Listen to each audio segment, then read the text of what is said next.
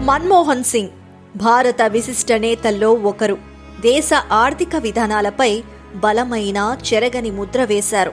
దివాలా తీసిన భారత ఆర్థిక వ్యవస్థను గాడిలో పెట్టి ఆర్థిక వ్యవస్థను సరళీకరించి భారతదేశం ప్రపంచంలోనే ఆర్థిక సూపర్ పవర్గా మారడానికి మార్గం సుగమం చేసిన వ్యక్తి ఆయన. పేదల కోసం ఎన్నో పథకాలు తీసుకువచ్చిన ఆయన చివరి కోరిక తీరకుండానే మరణించారు. ఇంతకీ మన్మోహన్ చివరి కోరిక ఏంటి? ఆయన తీసుకొచ్చిన సంస్కరణలు దేశానికి ఏ విధంగా ఉపయోగపడ్డాయి? ఇలాంటి విషయాలు తెలుసుకునే ముందు మా తెలంగాణ వ్యూ ఛానల్ని సబ్స్క్రైబ్ చేయండి. మీ అభిప్రాయాలను కామెంట్ రూపంలో మాకు తెలియచేయండి.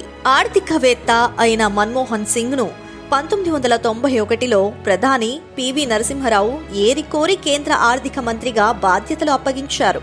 ఆ నమ్మకాన్ని మన్మోహన్ సింగ్ నిలబెట్టుకున్నారు. ఆర్థిక సంస్కరణలు తీసుకువచ్చి దేశ ఆర్థిక వ్యవస్థను గాడిలో పెట్టారు. ఆర్థిక వ్యవస్థను సరళీకరణ, ప్రైవేటీకరణ, ప్రపంచీకరణ దిశలో తీసుకువెళ్లడంలో ముఖ్య పాత్ర పోషించారు. దిగుమతి, ఎగుమతి విధానాన్ని సంస్కరించారు. విదేశీ పెట్టుబడులను సైతం ప్రోత్సహించారు.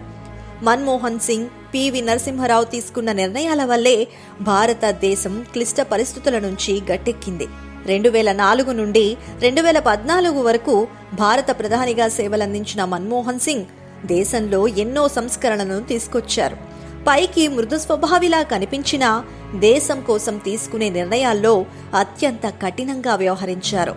2008లో చారిత్రాత్మకమైన భారతదేశం అమెరికా పౌర అణు ఒప్పందంపై కూడా సంతకం చేశారు మన్మోహన్ సింగ్. భారతదేశం ప్రపంచ అణు మార్కెట్లోకి ప్రవేశించడానికి, ఇంధన సంక్షోభాన్ని అధిగమించడానికి ఈ ఒప్పందం దోహదపడింది.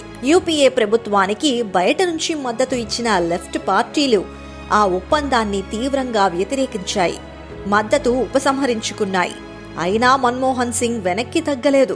దేశంలో పేదవాళ్ల ఆకలి తీర్చేందుకు 2005లో మహాత్మా గాంధీ జాతీయ గ్రామీణ ఉపాధి హామీ చట్టాన్ని తీసుకొచ్చారు మన్మోహన్ సింగ్. పాలనలో పారదర్శకతను తీసుకువచ్చేలా అధికారులు గుట్టుగా ఉంచే సమాచారాన్ని సైతం సామాన్యులు సైతం పొందేందుకు సమాచార హక్కు చట్టాన్ని తీసుకొచ్చింది కూడా మన్మోహన్ సింగే. ప్రతి భారతీయ పౌరుడికి ప్రత్యేక గుర్తింపు సంఖ్యను అందించాలనే లక్ష్యంతో మన్మోహన్ సింగ్ హయాంలో ఆధార్ పథకం ప్రారంభించారు. ఇప్పుడు అన్నిటికీ ఆధారం ఆధార్ కార్డే అయింది. అలాగే జాతీయ ఆహార భద్రతా చట్టం 2013ని తీసుకొచ్చారు. ఇక 2009లో మన్మోహన్ సింగ్ ప్రభుత్వం ఉచిత నిర్బంధ విద్య కోసం బాలల హక్కు చట్టాన్ని అమలు చేసింది. సింగ్ హయాంలో భారతదేశం అధిక ఆర్థిక వృద్ధి రేటును నమోదు చేసింది. భారతదేశ జీడీపీ వృద్ధి రేటు 2004 నుండి 2008 మధ్య 8% కంటే ఎక్కువగా నమోదైంది. ఇక రోడ్లు, విద్యుత్, నీటి సౌకర్యాలకు ప్రాధాన్యతనిస్తూ గ్రామీణ ప్రాంతాల్లో సైతం మౌలిక సదుపాయాల అభివృద్ధికి మన్మోహన్ సింగ్ భారత్ నిర్మాణ్ యోజనను ప్రారంభించారు. జననీ సురక్ష యోజన, జాతీయ గ్రామీణ ఆరోగ్య మిషన్ వంటి పథకాలను సైతం తీసుకువచ్చారు. పేద ప్రజల జీవితాల్లో వెలుగులు నింపారు మన్మోహన్ సింగ్. అయితే సెప్టెంబర్ 26, 1932న పాకిస్తాన్లోని పంజాబ్ ప్రావిన్స్లో జన్మించిన మన్మోహన్ సింగ్ దేశ విభజన తరువాత భారతదేశానికి వచ్చినప్పటికీ ఆ ప్రాంతపు జ్ఞాపకాలు ఆయన మనసును వీడలేదు. మన్మోహన్ సింగ్ విదేశాలలో పనిచేస్తున్నప్పుడు తన పాకిస్తానీ స్నేహితుడితో కలిసి రావల్పిండి వెళ్లారని చెప్పారు. ఆ పర్యటనలో అతను బైసాఖీ రోజున తరచుగా వెళ్లే గురుద్వారకు కూడా వెళ్లారు. కానీ అతను తన సొంత గ్రామమైన గాహ్కి వెళ్లలేకపోయారు.